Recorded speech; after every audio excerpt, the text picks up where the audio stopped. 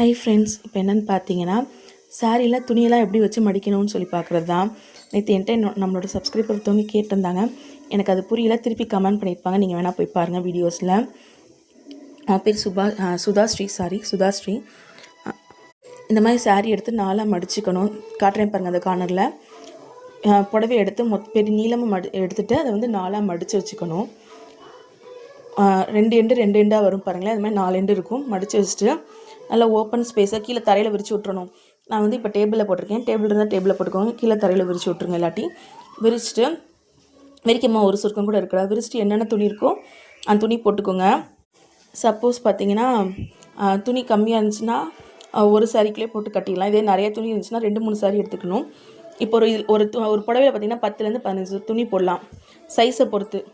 இதே புடவையே போட்டாலும் அதிகமாக இருக்கும். அப்போ அதுக்கேற்ற மாதிரி பார்த்துக்கோங்க.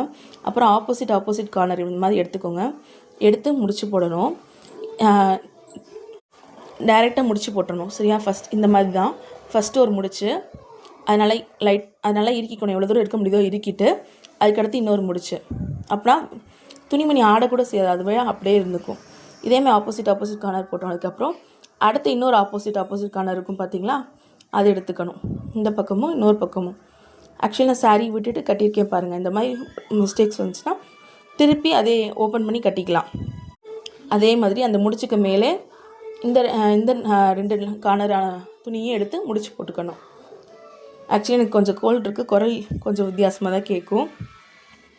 பார்த்திங்கன்னா இது மாதிரி மேலே ஒரு முடிச்சு, அதுக்கு அடியில் ஒரு முடிச்சுன்னு வந்துடும். இது நல்லா டைட்டாக இருக்கும். துணி எதுவுமே விழுகாது. பாருங்கள், அப்படியே தூக்கிட்டு போய்க்கலாம். அந்த காலத்தில் இதை தான் மூட்டை கட்டி ஷோல்டரில் போட்டு அப்படியே கொண்டு போவாங்க.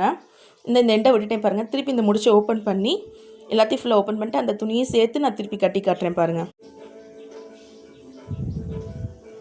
இதோ கட்டிட்டேன் பார்த்தீங்களா. இது ரொம்ப ஈஸியான மெத்தட் தான். இது நிறையா நீங்கள் எவ்வளோ ட்ரெஸ் வச்சுருக்கீங்களோ அதுக்குள்ளே எவ்வளோ ஆக்குப்பை பண்ண முடியுதோ போட்டு இதே மாதிரி இறுக்கி கட்டிக்கோங்க. இப்போ நீங்கள் என்ன சொல்கிறதுனா, வீடெலாம் ஷிஃப்ட் பண்ணுறோம் அப்போனா நிறையா துணிமணி இருக்கும். அப்போ இந்த மாதிரி கட்டிக்கோங்க. சப்போஸ் தூசி ஈஸி ஆகிடுச்சுன்னா அந்த வெளியே இருக்க சாரீ மட்டும் எடுத்து துவச்சிட்டு உள்ளே இருக்க ட்ரெஸ்லாம் உதறி மடித்து வச்சுக்கலாம். இப்போ நம்ம வீடு ட்ரான்ஸ்ஃபர் ஆனால் அந்த மாதிரி சுச்சுவேஷனில்